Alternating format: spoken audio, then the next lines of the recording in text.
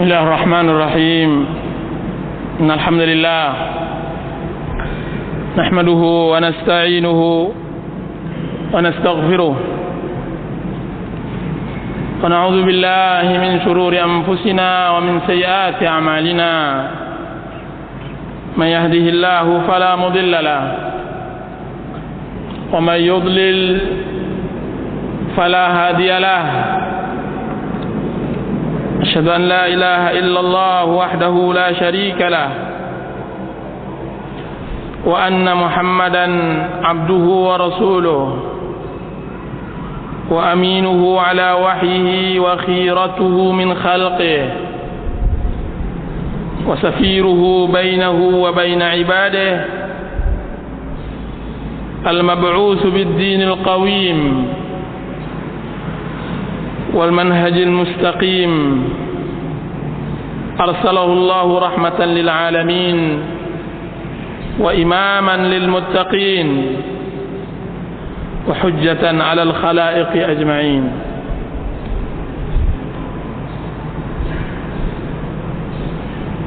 Para ikhwan dan akhwat yang dirahmati oleh Allah Azza wa Jalla,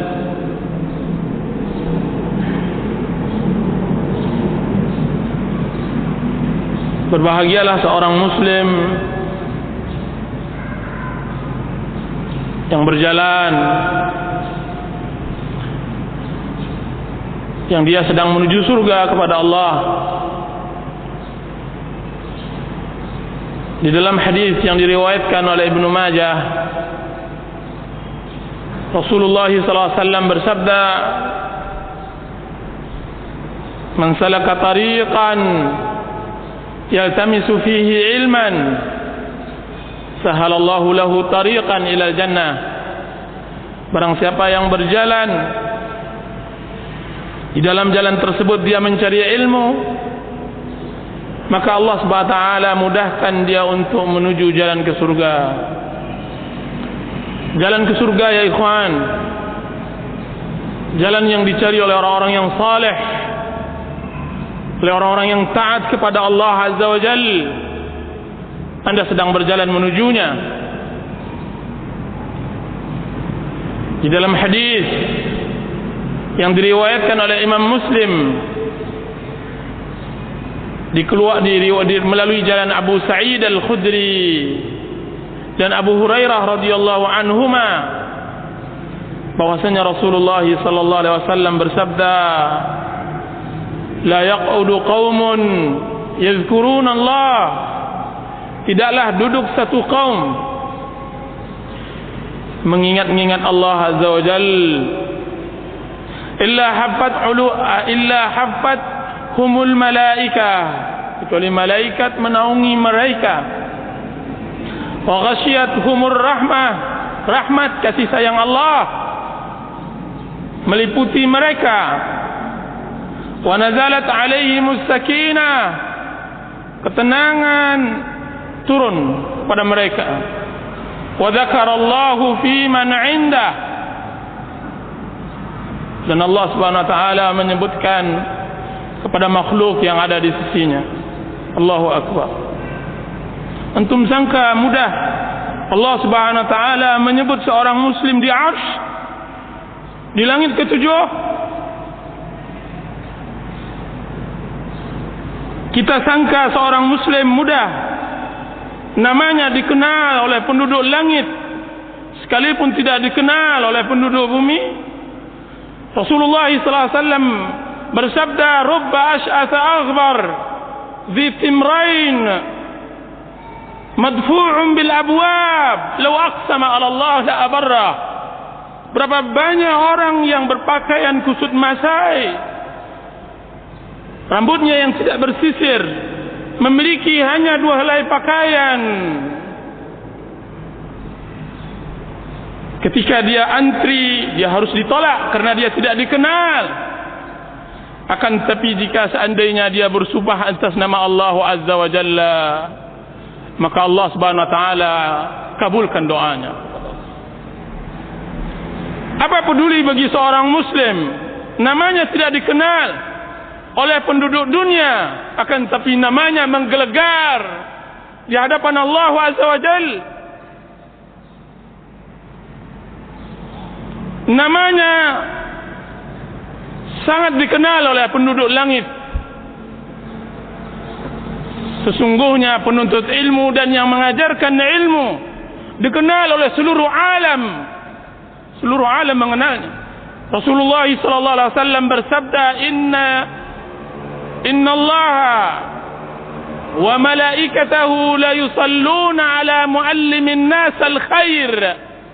Sesungguhnya Allah dan malaikatnya, malaikat yang sangat besar, disebutkan bahwa Jibril sayapnya menutup ufuk, mendoakan kebaikan bagi orang-orang yang mengajarkan kebaikan kepada manusia.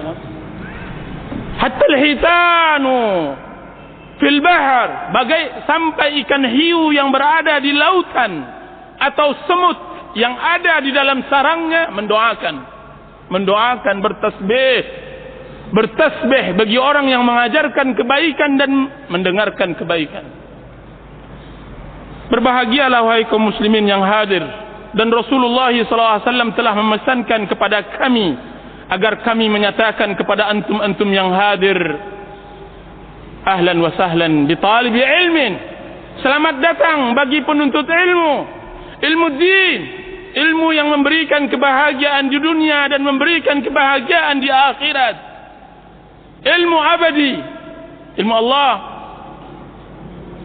yang dia telah sibukkan dirinya, sibukkan seluruh alam untuk belajar din, telah berganti generasi ke generasi, rasul kepada rasul yang lainnya menyibukkan pelajaran din. Kaum muslimin dan muslimat yang dirahmati oleh Allah Subhanahu wa taala, saya yakin hari ini ada usaha yang ditelantarkan, ada pekerjaan yang kita undurkan untuk bisa hadir di majlis ta'lim, ada waktu yang disisihkan untuk tidak bisa bercengkrama dengan keluarga dan anak-anak. Akan tetapi kita telah ikhlaskan itu untuk Allah Azza wa Jalla. Seorang muslim mengikhlaskan waktunya kepada Allah, alangkah nikmatnya hidup, alangkah bahagianya hidup untuk Allah. Hari ini saya datang ke majlis ta'lim hanya lillahi azza wa jalla, la riya'an wala sum'ah, tapi saya berjalan untuk menuju surga. Berbahagialah langkah, berbahagialah kaki yang telah jalan menuju surga. Akan tapi yakinlah bahwa rezeki yang kita tunda tersebut bukan di tangan kita. Banyak orang-orang yang berletih, banyak orang-orang yang menghabiskan waktunya untuk mencari rezeki. Akan tapi dia tidak mengerti bahwa rezeki di sini, rezeki di majlis ta'lim. Bukankah di dalam majlis ta'lim turun rahmat Allah? Rezeki Allah turun bagi orang-orang yang kesulitan untuk dibayar uangnya, bagi orang-orang yang kesulitan untuk menagih hutang yang belum selesai. Datanglah ke majlis ta'lim.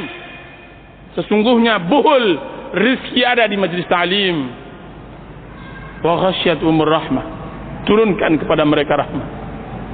Turun rahmat ya ikhwan, rahmat yang dia adalah buhul kebahagiaan.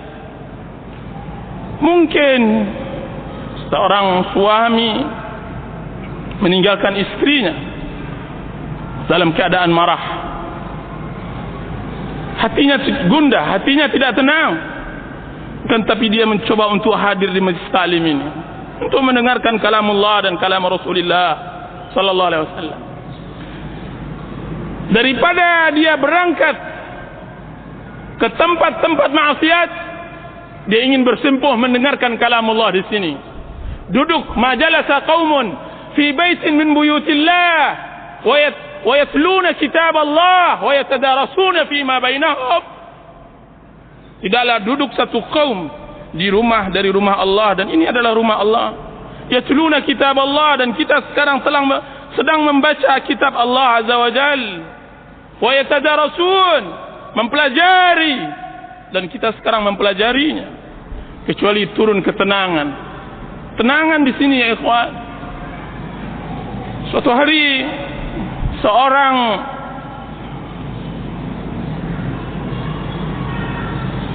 kakak datang kepada Rasulullah SAW mengeluhkan tentang adiknya.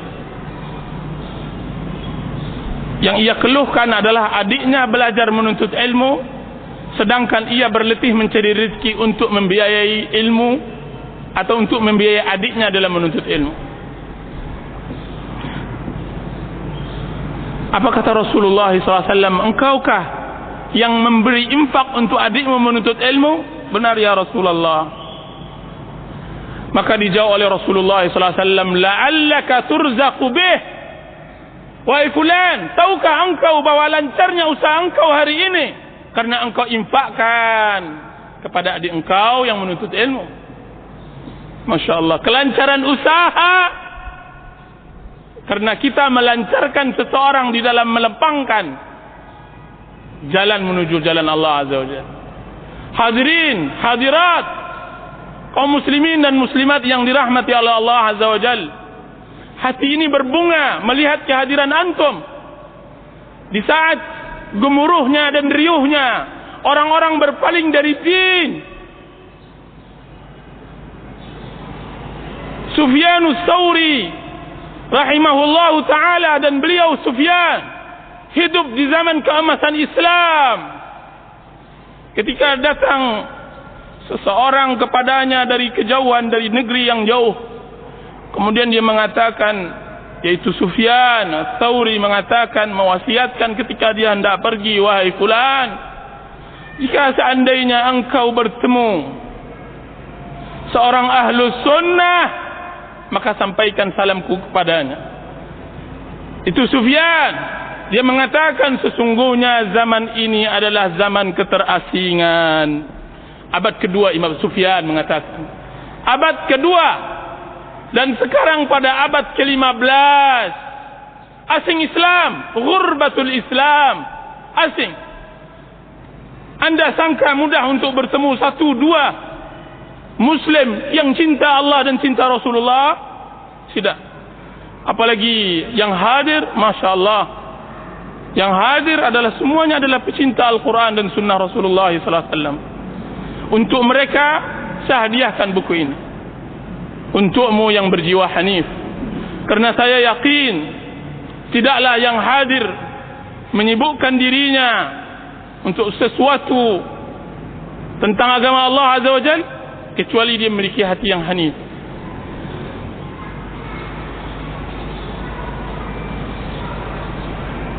Kenapa saya mengarang buku ini? Untukmu yang berjiwa hanif. Saya berdakwah sudah hampir 5 tahun, dan saya banyak menemukan orang-orang yang Masya Allah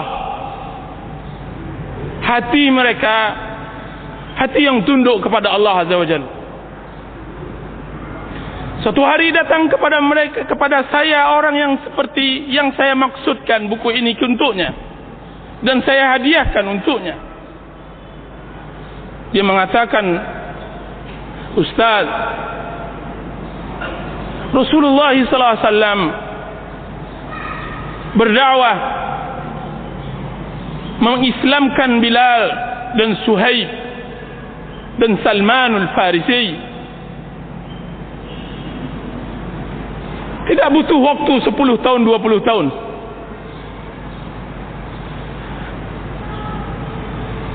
Dia mengatakan, Ustaz, jadikan diri saya sebagai Bilal.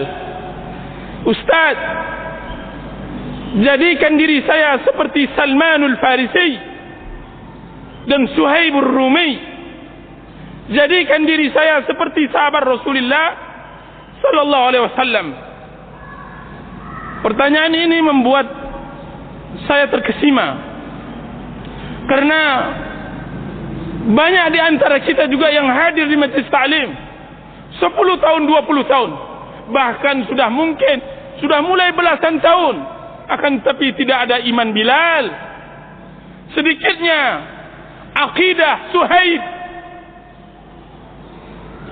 dan langkanya keyakinan Salmanul Farisi membuat saya bertanya, bagaimana Rasulullah SAW mendidik umat yang begitu kokoh imannya dalam waktu yang sangat sebentar. Dan Bilal bin Rabah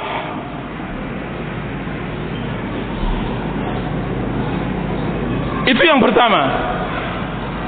Satu lagi, di sebuah daerah ada seseorang menghampiri saya dari salah seorang ikhwan. Kemudian dia mengatakan, Ustaz, bahwa saya mengajar di taman pengajian Al-Quran di sebuah masjid. Kemudian setelah selesai salat maghrib dan saya disibukkan untuk mengisi pengajian di masjid kecil tersebut, semua orang berangkat, tinggal satu orang. Kemudian setelah saya mengajar 1-2 orang anak, maka dia mulai mendekat kepada saya. Kemudian dia mengatakan, Ustaz, dan dia adalah ustaz mengajar Al-Quranul Karim. Ustaz, saya ingin bertanya tentang bentuk solat saya. Untuk solat saya, apa kata ustaz tersebut? Apa yang terjadi pada solat Bapak? Kemudian dia mengatakan, saya solat yang satu solat 2 rakaat yang saya lakukan, saya harus mengganti, atau 4 atau 2 rakaat yang saya lakukan, setiap 2 rakaat tersebut saya harus mengganti pakaian saya karena basah dengan air mata. Basah dengan air mata. Sahkah solat saya? Subhanallahal-azim. Sahkah solat saya? Pertanyaan yang baru datang, yang tiba-tiba datang kepada ikhwan kita tersebut, yang membuat dia tidak bisa sembarang menjawab. Kalau seandainya dia tanyakan apa hukum menggerak-gerakkan jari dalam salat, dia akan menjawabnya. Kalau seandainya ditanyakan tentang masalah sedekap atau lepaskan isdal, maka dia akan menjawabnya. Kalau seandainya ditanyakan apakah menjaharkan bismillah atau tidak, dia akan menjawabnya. Akan tetapi pertanyaan dalam bentuk lain. Saya salat dalam keadaan setiap selesai rakaat saya harus mengganti pakaian saya karena air mata saya terus mengalir. Sahkah salat saya? Benarkah salat saya seperti salat Rasulullah SAW? Ikhwan tersebut datang kepada saya pada hari pertama kali saya datang di daerah tersebut. Kemudian saya katakan, temukan saya dengan bapak tersebut. Temukan. Maka malam harinya saya bertemu dengan seorang pemuda, dan dia bukan pemuda karena dia telah menikah dan mempunyai anak, akan tetapi wajah yang kuyu, orang yang benar-benar hancur hatinya hendak bertaubat kepada Allah Azza wa Jal.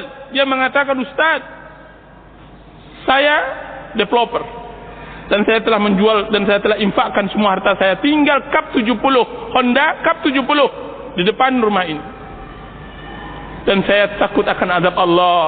Subhanallah, saya takut akan azab Allah. Orang seperti itu adalah orang yang berjiwa hanif. Untuknya saya karang tulisan ini. Satu hari lagi salah seorang pejabat, mudah-mudahan dia mendengar apa yang saya sampaikan, semua maksiat dia lakukan. Dia mengatakan kepada saya, Ustaz, tidak ada maksiat kecuali telah saya lakukan.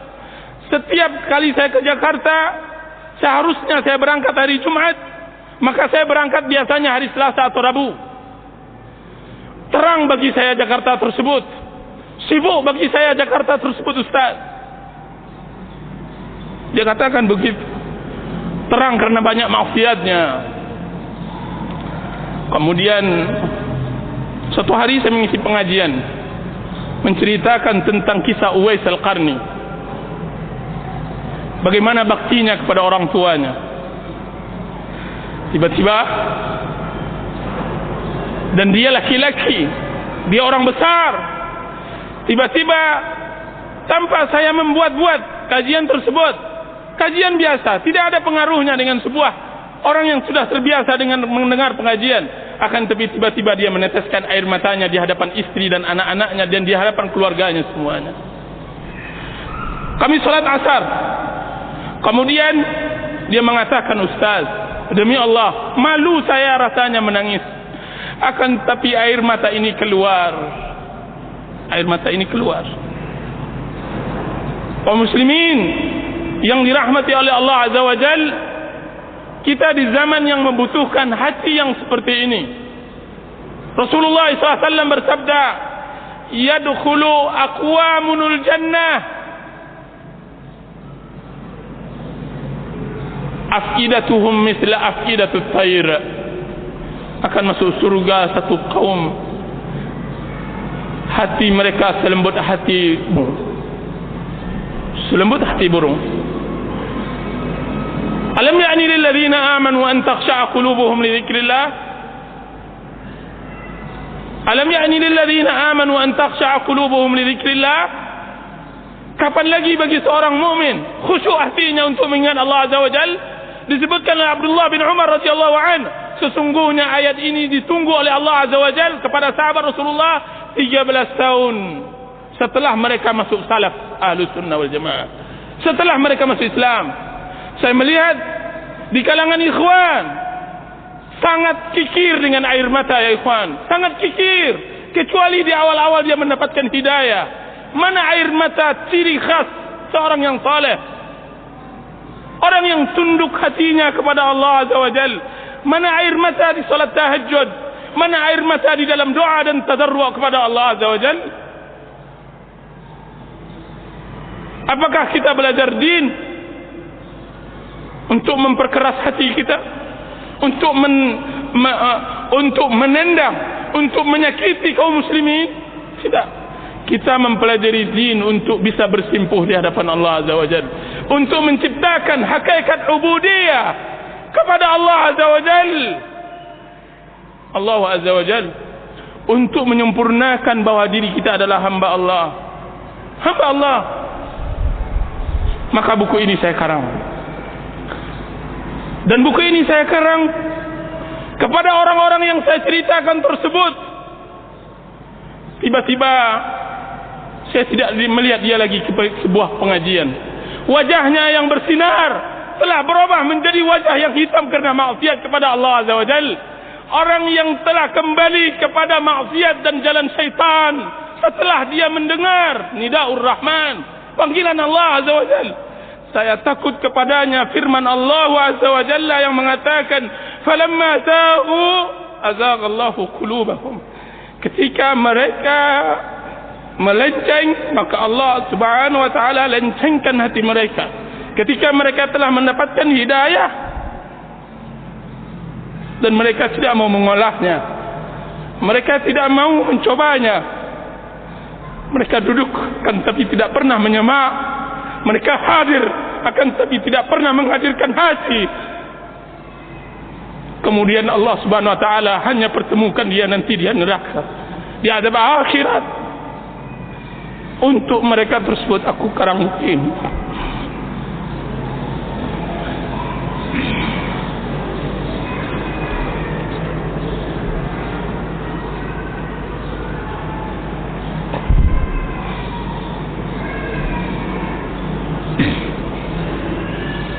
Para ikhwan dan akhwat yang dirahmati oleh Allah Azza wa Jalla, hadir di majlis ta'lim adalah kebahagiaan. Hadir duduk bersimpuh mendengarkan kalam Allah adalah kebahagiaan. Maka kita mulai mengkaji apa makna hanif. Saya sengaja akan menyebutkan untukmu yang berjiwa hanif, apa yang disebut dengan makna hanif.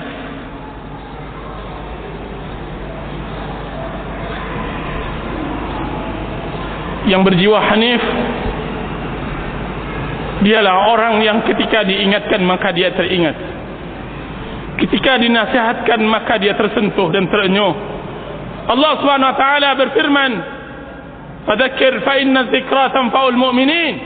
Berilah peringatan, sesungguhnya peringatan tersebut memberi manfaat kepada kaum mukminin. Berilah nasihat, berikan nasihat, sesungguhnya nasihat tersebut akan memberi manfaat kepada kaum mukminin. Orang yang hanif adalah orang yang memiliki hati yang salim, hati yang menjadi modal untuknya bisa masuk surga. Allah Subhanahu wa taala berfirman, "Yauma la yanfa'u malun wala banun illa man atallaha biqalbin salim." Hari yang tidak ada manfaat, hari itu harta dan anak-anak, kecuali bagi orang yang membawa hatinya yang salim, membawa hatinya yang salim. Yauma yanfa'u malun wala banun, hati yang salim, hati yang bersih dari dengki, hasad, hati yang condong kepada tauhid dan jauh kepada syirik, hati yang cinta terhadap akhirat dan benci terhadap kehidupan dunia yang memukau, hati yang bersih dari syahwat yang dapat menghalangi dirinya dari larangan Allah, hati yang jauh dari syubhat yang dapat menghalanginya untuk menerima kabar Allah Azza wa Jalla.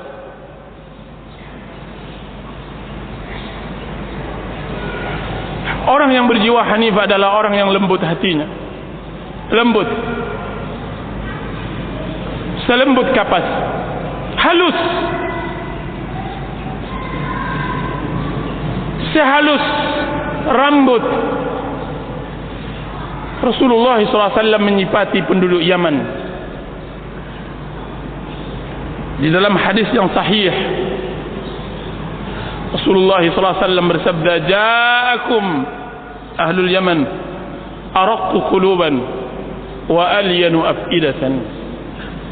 Akan datang kepada kalian nanti penduduk Yaman orang yang mempunyai kalbu yang halus dan mempunyai hati yang lembut. Berkata Ibnu Qayyim rahimahullahu ta'ala di dalam kitab At-Tibyan di Aqsamil Quran, lihat bagaimana Rasulullah SAW mensifati hati seorang muslim lembut dengan halus. Karena kelembutannya akan timbul rasa rahmat kasih sayang, dan karena kehalusannya akan timbul rasa cinta kepada ilmu dan kalamullah Azza wa Jalla. Hati seorang muslim harus lembut dan halus. Di sini banyak rahasia hati yang banyak tidak tersingkap oleh banyak orang. Ada orang yang cinta ilmu, akan tapi dia tidak memiliki kasih sayang. Ada orang yang memiliki kasih sayang, akan tapi dia benci terhadap ilmu. Bagi kedua orang tersebut sulit baginya akan menerima yang hak. Dia tidak akan merahmati khalq, dia tidak akan kasih sayang kepada manusia, dan tidak akan mengerti kepada manusia, kepada Khaliq, kepada Allah Azza wa Jalla. Sedangkan Islam adalah ma'rifah kepada Allah dan juga kasih sayang kepada manusia. Dengan dua hati, dengan lembutnya dan dengan halusnya. Dengan lembutnya dan halusnya. Dan keduanya bermuara kepada ajaran hanif. Hati yang hanif. Hati yang hanif dialah hati yang disebut oleh Allah Subhanahu wa taala, yaitu hati yang munib, qalbun munib. Syarat mutlak untuk bisa masuk surga. Allah Subhanahu wa taala berfirman, "Hadza ma tu'aduna likulli awwabin hafiz man khasyar rahmana bil ghaibi wa jaa'a biqalbin munib udkhuluha bisalam." Udkhuluha bisalam. Inilah yang telah dijanjikan untuk kalian, setiap orang yang tunduk patuh dan menjaga hukum-hukum Allah. Barang siapa yang takut kepada Rahman dan datang dengan hati yang munib. Hati yang munib, berkata Abdullah bin Abbas radhiyallahu anhu, orang yang kembali dari maksiat dan mulai bersimpuh di hadapan Allah. Pulang. Awalnya dia fitrah, kembali dari maksiatnya hendak bersimpuh kembali kepada Allah. Ya Allah, ini hamba-Mu yang dahulunya melakukan maksiat, sekarang dia bersimpuh di hadapan-Mu, mengakui semua kesalahan dan kekurangannya. Itu hanif. Itu yang disebut qalbun munib. Hati yang telah dipenuhi dengan kecintaan dan sangat sensitif terhadap kebenaran. Hati yang tersentuh terhadap kebenaran dan telah dipenuhi dengan kecintaan kepada Allah Azza wa Jalla.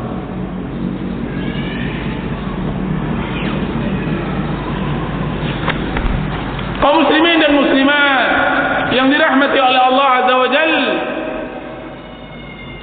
kemana hendak kita cari hati yang hanif ini?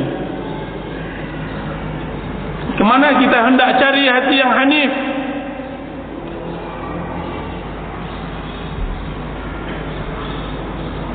Disebutkan oleh Ibnu Rajab rahimahullahu ta'ala di dalam kitab Jami' Al-Ulum wal Hikam,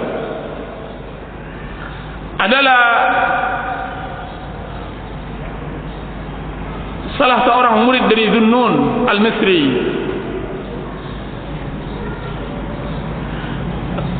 Berjalan di banyak jalan, dia mengatakan, ahin aina qalbi, ma wajada qalbi. Dia berkata di setiap jalan, bertemu dengan seorang anak, kemudian dia mengatakan, di mana hatiku? Siapa yang menemukan hatiku? Di mana hatiku?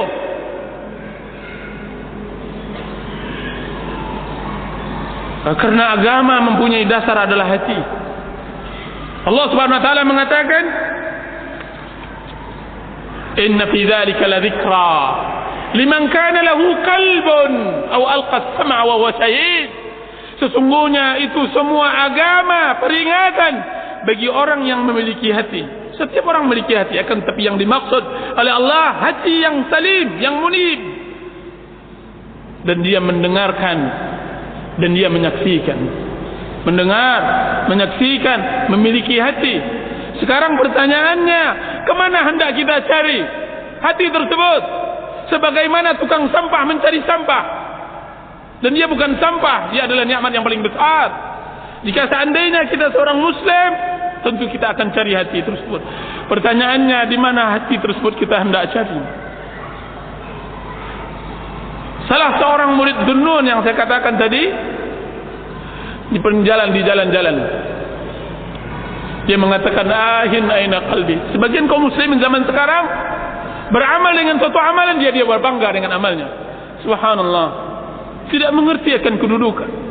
Berbuat sedikit tentang Islam, dia sudah pongah menengadahkan kepalanya dan menghina orang lain.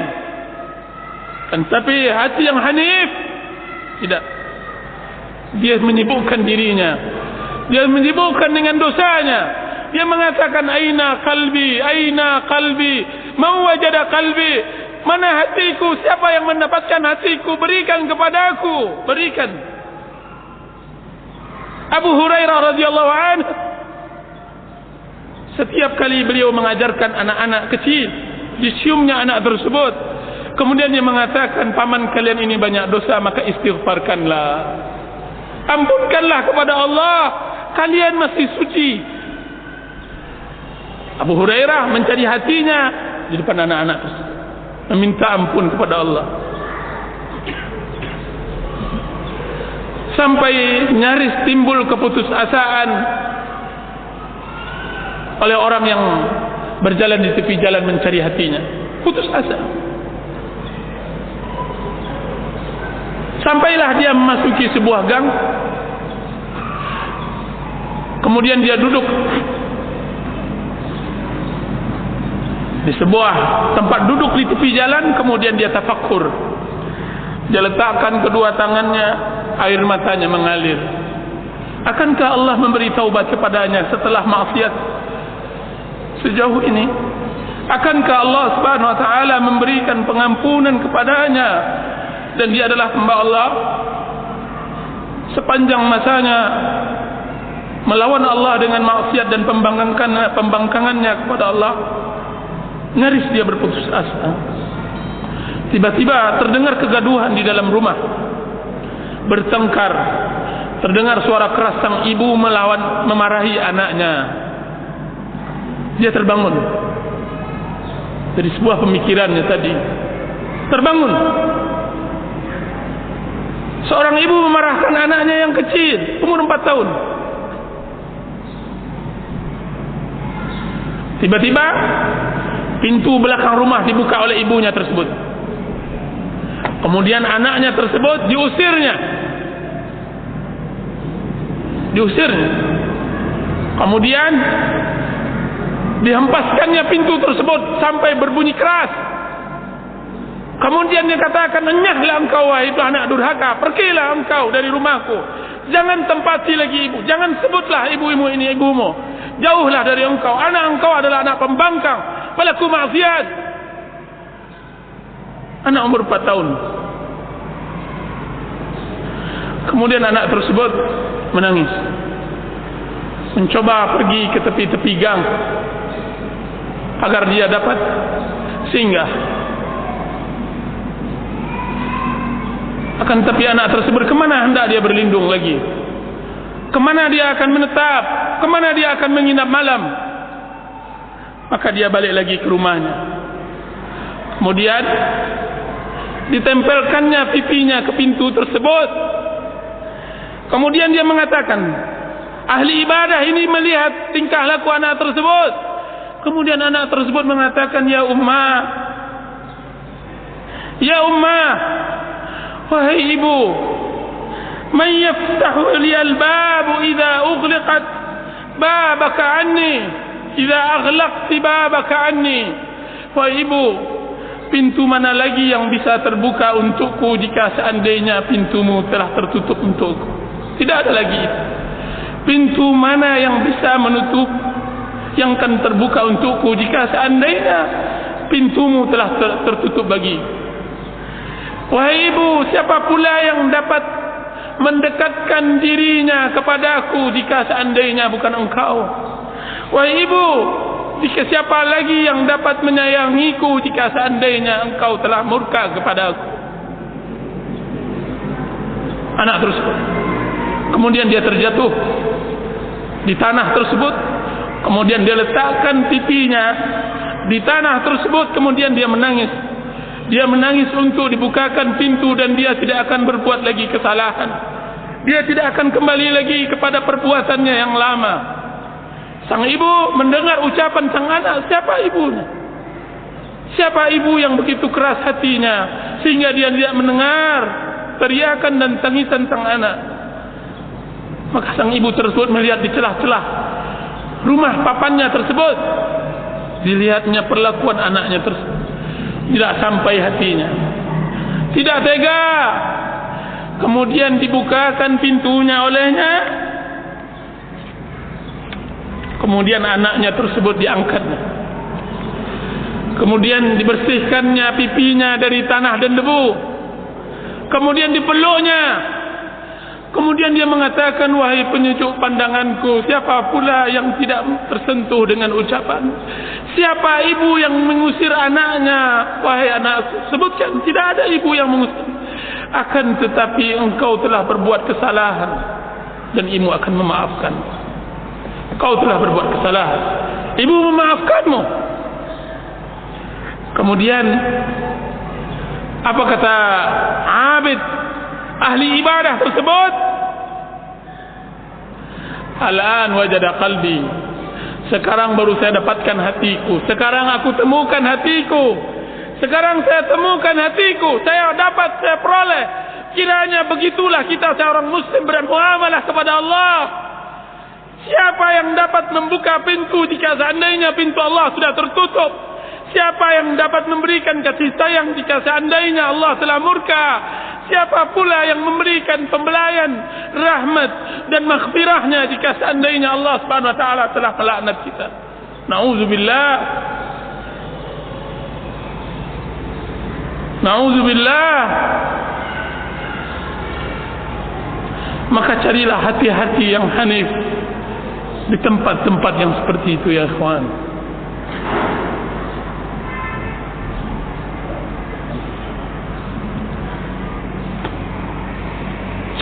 hati yang hanif.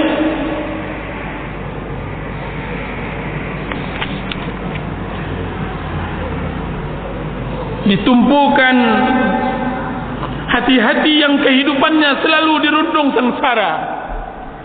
Carilah hati yang hanif, di hati para fuqara dan para masakin.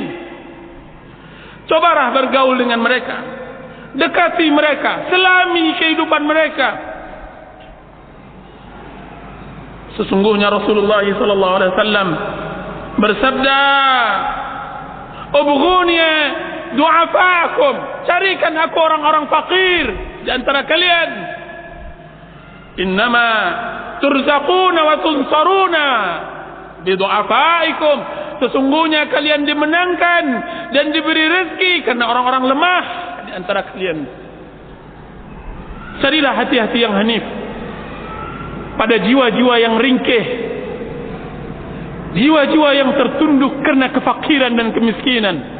Selami kehidupan dan kesusahan dan kesedihan mereka, aliri air mata mereka, pahamkan bahwa mereka tidak memiliki harta dan kedudukan. Mereka itu akan dapatkan hati yang hanif di sana. Disebutkan di dalam riwayat lain bahwa sesungguhnya kalian dimenangkan oleh Allah dengan orang-orang lemah dengan doa mereka. Karena doa si fakir, doa orang-orang yang merana adalah seindah-indah doa, seindah-indah doa.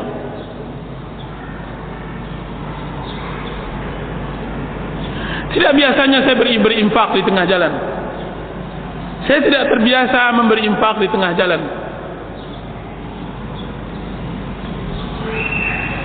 Suatu hari setelah saya tawaf di Mekah setahun yang lampau,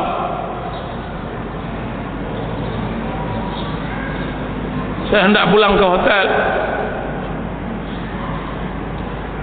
Sebagaimana biasa kita keluar, banyak-banyak orang-orang yang meminta infak sedekah.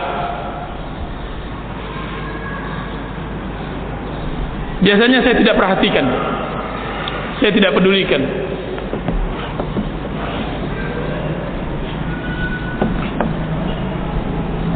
Saya tidak pedulikan. Tiba-tiba ada seorang ibu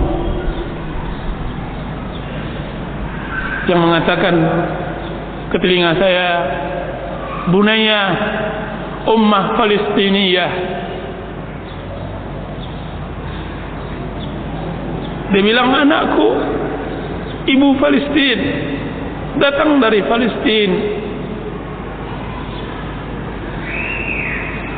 Saya berpaling menghadapnya, kemudian saya berikan apa yang saya miliki dari harta. Nasallallahu al-ikhlas, walaupun sedikit. Saya bilang pada dia, "Ibu, tolong doakan, doakan." Tahukah antum siapa yang berbahagia waktu itu? Yang berbahagia adalah saya, karena Rasulullah SAW yang mengatakan, "Al-yadul ulya khairun min al-yadis sufla." Tangan yang di atas lebih berbahagia dari tangan yang di bawah. Lebih baik dan lebih berbahagia. Saya bisa berikan kepadanya, saya berbahagia. Saya berinfak kepadanya, saya bisa berbahagia. Karena di dalamnya, di belakangnya banyak, mungkin dia memiliki anak yang fakir, miskin, jauh di Palestina, di negeri yang tidak seindah negeri kita, negeri yang tidak sedamai negeri kita, tidak seaman negeri kita, dan dia datang. Bertambah rasanya jiwa iman, keimanan. Telusurilah orang-orang seperti itu, berilah. Suatu hari saya di Cirebon, saya tidak biasanya naik taksi, saya biasanya naik becak. Antara stasiun dengan rumah saya bercerita tentang usaha tukang becak tersebut. Sudah berapa hari ini dia peroleh? Dia mengatakan, "Saya baru mendapatkan 7.500. Waktu itu telah pukul 10 malam.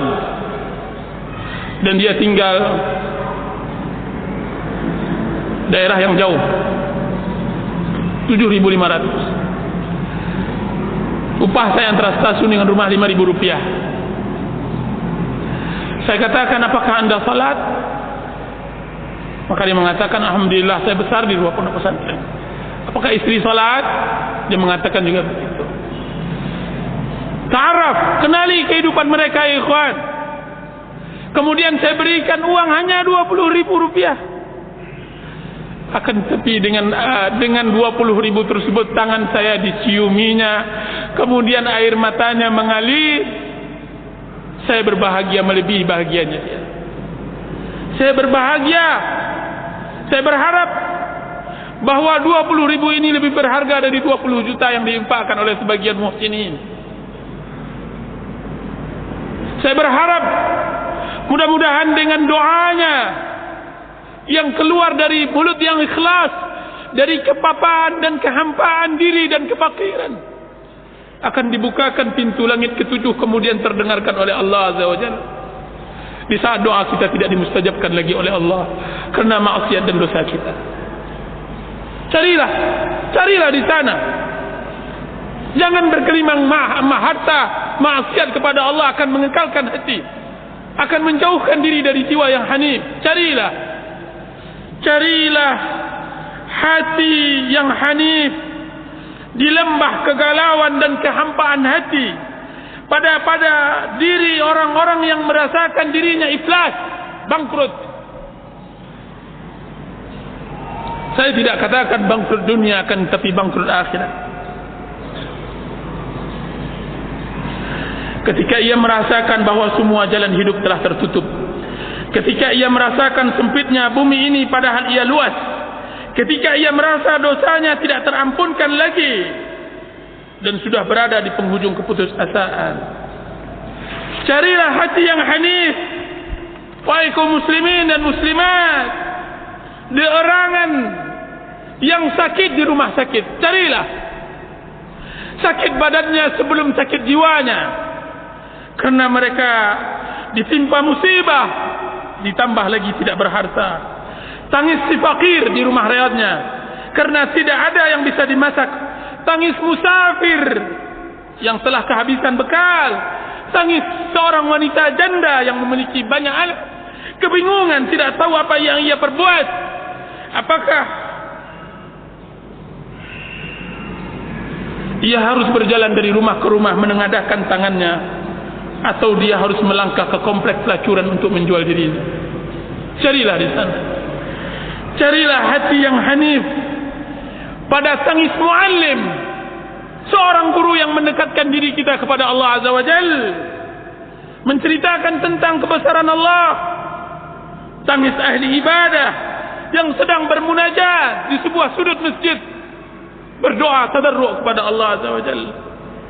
Atau tapukuran ahli hadis, ditumpukan kitabnya membaca hadis-hadis Nabi, kemudian terlontarkan oleh mulutnya, sadaqa Rasulullah, semuanya telah benar yang diucapkan oleh Rasulullah SAW.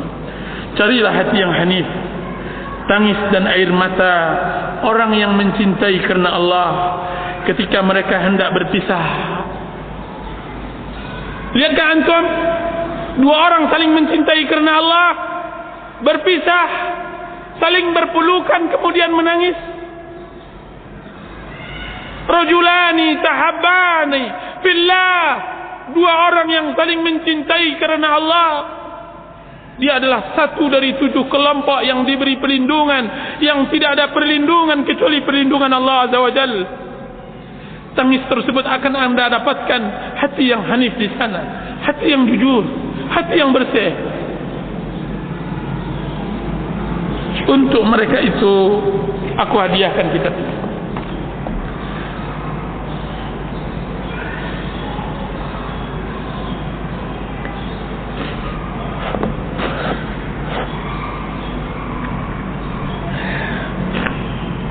Kitab ini saya bagi 2 pembahasan. Pembahasan pertama tentang masalah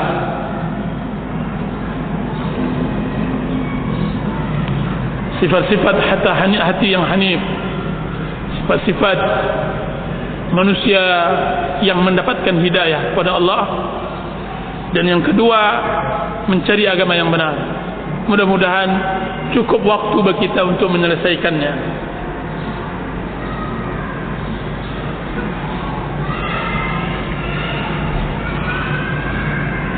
Unsur poin yang berikutnya saya beri judul,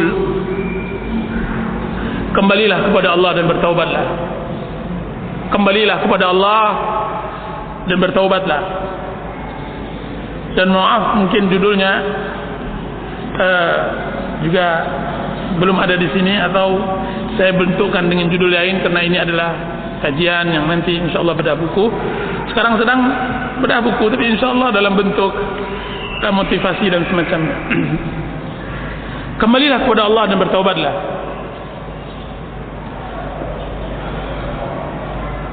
Para ikhwan dan akhwat yang dirahmati oleh Allah Subhanahu wa taala, semua manusia ingin bahagia. Semua manusia ingin bahagia. Orang-orang yang letih mencari dunia ingin bahagia. Orang-orang yang menyangka bahwa bahagia ada di kedudukan, maka mereka berletih kepadanya, ingin bahagia. Tapi tahukah kita bahwa kebahagiaan itu bukan di dalam saku? Kebahagiaan tidak masuk di dalam bantal sarung, di sarung bantal. Kebahagiaan tidak ada di dalam tas. Kebahagiaan ada di dalam hati. Kalaulah seandainya kebahagiaan ini bisa dikenyangkan dengan makanan yang nikmat, kita akan tumpuk-tumpukkan makanan nikmat ini dalam hati. Kalau kebahagiaan ini bisa kita dapatkan dengan mencurahkan emas dan perak, maka akan kita masakkan emas dan perak tersebut, maka kemudian kita masukkan ke dalam hati kita. Akan tetapi kebahagiaan tersebut jauh di dalam. Dan tahukah antum bahwa bertaubat kepada Allah adalah kebahagiaan? Allah Subhanahu wa taala berfirman, "Wa tubu ila Allahi jami'an ayyuhal mu'minuna la'allakum tuflihun." Bertaubatlah semuanya wahai kaum mukminin. Taubat. Yang dipanggil bukan pelaku maksiat, akan tapi orang-orang beriman. Bertaubatlah. Untuk apa kami bertaubat ya Allah? Untuk apa? Allah mengatakan la'allakum tuflihun, agar kalian berbahagia. Jadi bertaubat adalah berbahagia. Taubat adalah berbahagia.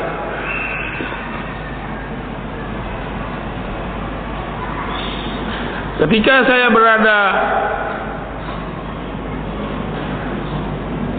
di Multazam sulusul akhir, di pertiga akhir Ramadan,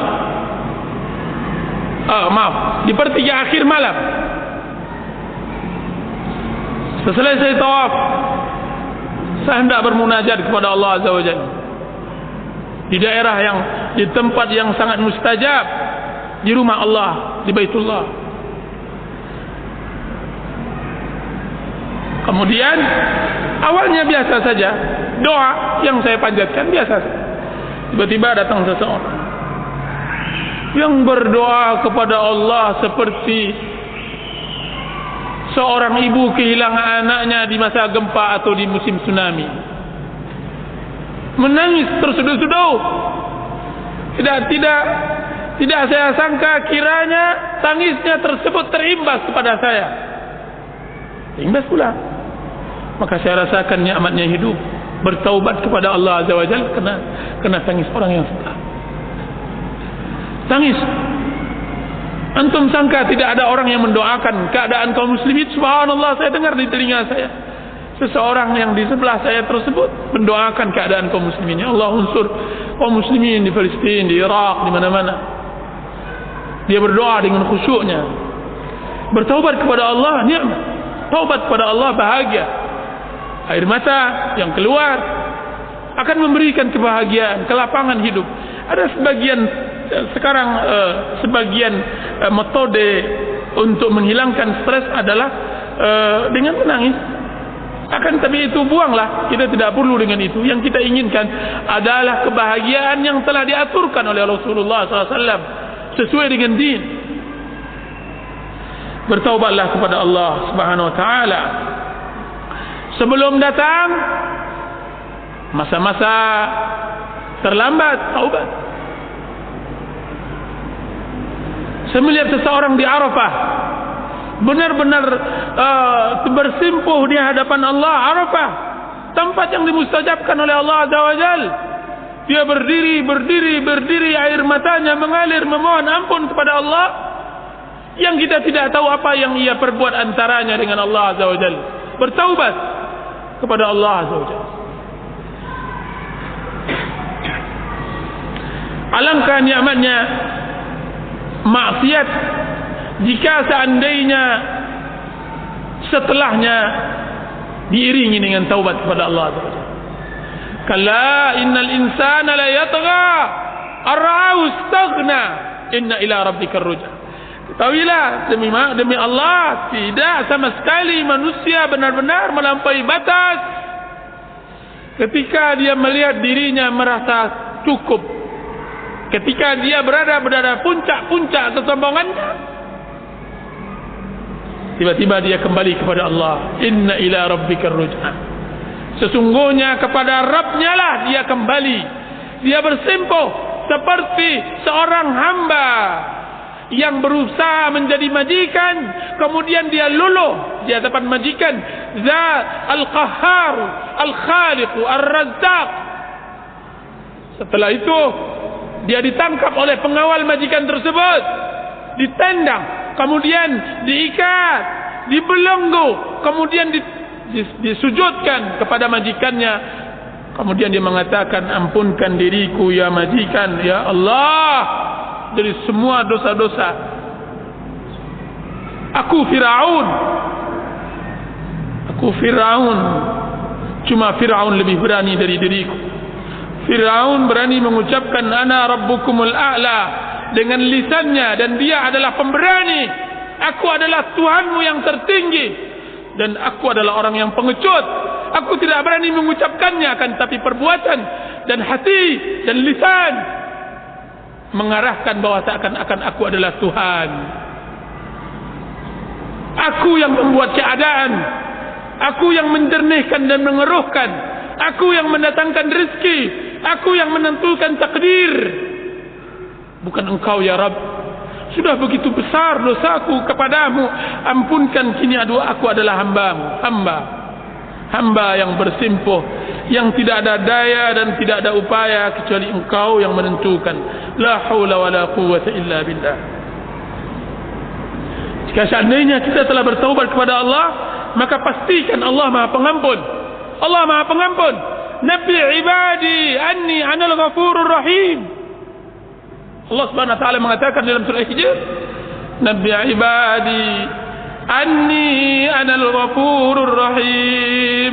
Kabarkan kepadaku, kabarkan wahai Muhammad kepada hamba-hambaku, sesungguhnya aku adalah Zat yang Maha Pengampun dan Maha Penyayang. Kabarkan kepada mereka.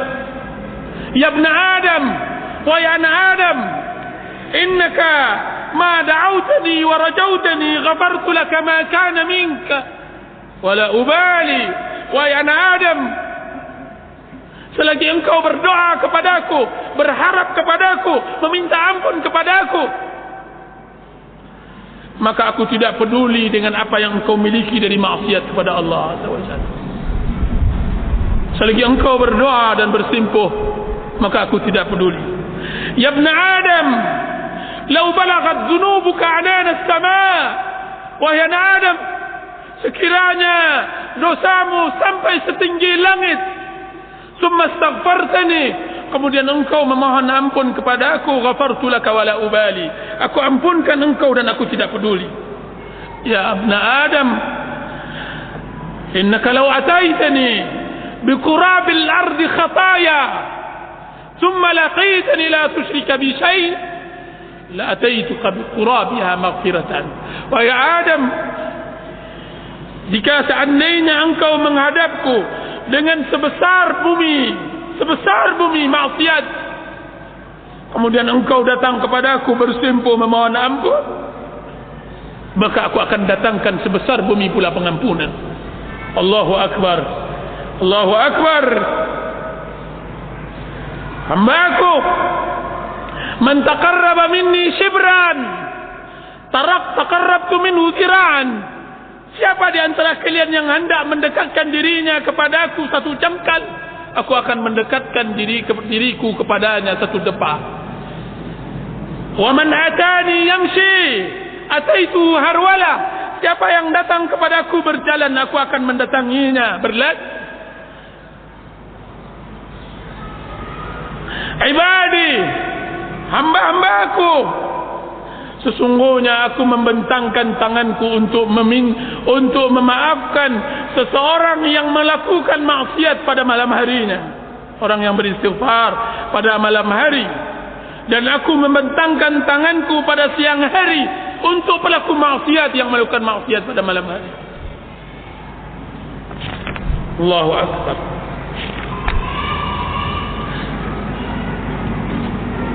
Wahai anak Adam, jika seandainya engkau datang, aku akan terima engkau, aku akan bukakan pintu. Jika seandainya engkau datang siang hari, maka aku akan bukakan pintu. Sekiranya engkau datang malam hari, maka aku bukakan pintu. Wahai anak Adam, barang siapa yang menghadap kepada aku, maka aku menyambutnya dari kejauhan. Barang siapa yang memanggilku, maka aku akan menyebutnya di dalam kedekatan. Barang siapa yang meninggalkan sesuatu untukku, maka aku akan memberinya pemberian. Barang siapa yang mengharapkan ridhaku, maka aku akan berikan kepadanya apa yang ia inginkan. Hamba-Ku, pelaku zikir, dia adalah orang-orang majlisku. Pelaku syukur, dialah orang-orang yang aku tambahkan. Pelaku maksiat, dia adalah orang-orang yang tidak akan aku putus asakan dari rahmatku. Pelaku taat, maka mereka adalah orang-orang cintaanku. Aku selalu menjadi kekasih mereka. Sungguhnya aku mencintai orang-orang yang bertaubat. Uhibbut tawabin. Aku mencintai orang-orang yang mensucikan diri. Uhibbul mutatahhirin.